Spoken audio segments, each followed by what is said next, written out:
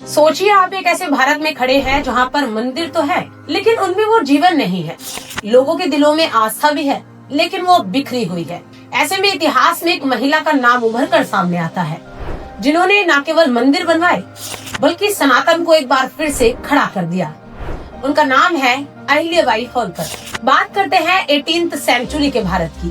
ऐसा समय जब राजनीति में काफी उथल पुथल मची हुई थी। इसी बीच अहिल्याबाई होलकर अपने संस्कार और सरलता से एक अलग पहचान बनाने में लगी हुई थी। तभी जीवन ने उन्हें तोड़ने की कोशिश की। पति और बेटे के जाने के बाद मानो जैसे सब कुछ खत्म हो गया था। लेकिन कहानी यहीं से पलटती है। उन्होंने सत्ता को पावर की तरह नहीं बल्कि जिम्मेदारी की तरह स्वीकार किया।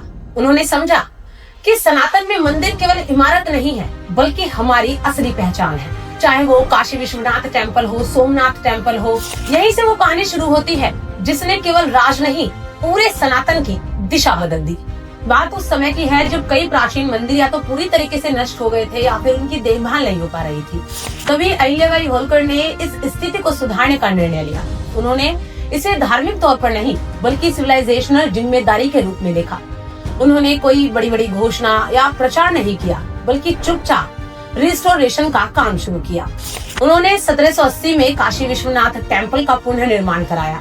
उज्जैन में महाकालेश्वर टेम्पल का संरक्षण और विकास किया। नासिक, द्वारिका, गया, हरिद्वार, देश के अलग अलग हिस्सों में उन्होंने घाट, मंदिर, धर्मशालाएं बनवाई। तीर्थ यात्रियों के लिए उन्होंने सुविधाजनक व्यवस्था बनाई। उन्होंने केवल स्ट्रक्चर नहीं बनवाए बल्कि आस्था को एक बार फिर से जीवित कराया। उनका संदेश साफ था कि सनातन केवल एक स्थान तक सीमित नहीं है बल्कि हम सब की एक साझा विरासत है। अहिल्याबाई होलकर की सबसे बड़ी ताकत उनकी धार्मिक लीडरशिप थी।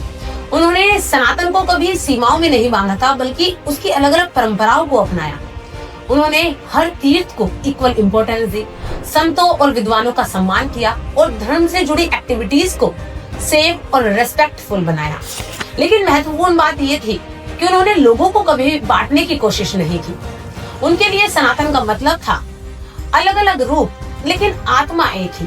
उन्होंने लोगों को समझाया और एहसास दिलाया कि हमारी पहचान अलग अलग नहीं है, हम एक ही सिविलाइजेशन का हिस्सा है। उन्होंने इतने बड़े बड़े काम किए और ये काम बिना मजबूत शासन के होना संभव नहीं था। उनका शासन अपने समय का सबसे अच्छा और न्यायपूर्ण शासन माना जाता है। उन्होंने टैक्स सिस्टम को संतुलित किया, किसानों और व्यापारियों को सुरक्षा दी, सड़कों पर बुनियादी ढांचों का विकास किया। सबसे खास बात, वो रोज दरबार लगाती थी जिसमें कोई भी व्यक्ति सीधे उनके पास आकर अपनी समस्या रख सकता था। उनका न्याय निष्पक्ष और तेज था। इतिहास में उल्लेख मिलता है कि उनके शासन में अपराध बहुत कम होते थे और लोग सुरक्षित महसूस करते थे। उनके लिए सत्ता का मतलब केवल जनता की सेवा था। आज सैकड़ों साल बाद भी जब आप काशी या उज्जैन जाते हैं तो आप केवल स्ट्रक्चर्स नहीं देखते, आप देखते हैं एक विजन और एक कमिटमेंट। मंदिर बनाना मुश्किल नहीं है बल्कि मुश्किल है उस आस्था को जिंदा रखना। अहिल्याबाई होलकर ने केवल मंदिर नहीं बनाए बल्कि उन्होंने हमें याद दिलाया कि आखिर हम कौन हैं और हमारी पहचान क्या है। उन्होंने केवल पत्थरों को नहीं जोड़ा, उन्होंने लोगों को जोड़ा।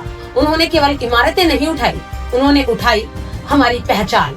जब समाज अपनी पहचान खो देता है तो इतिहास बिखर जाता है और जब समाज अपनी पहचान को समझने लगता है तो वही इतिहास बनता है। अगर आप खुद को हिंदू कहते हैं तो केवल नाम मत लो बल्कि उस पहचान को जियो, क्योंकि जो लोग अपनी सभ्यता पर गर्व नहीं करते वो धीरे धीरे उसे खो देते हैं। अगर आपको लगता है कि ये कहानी हर सनातनी तक पहुंचनी चाहिए तो इस वीडियो को शेयर और कमेंट जरूर कीजिए और हाँ, चैनल को सब्सक्राइब करना ना भूलें।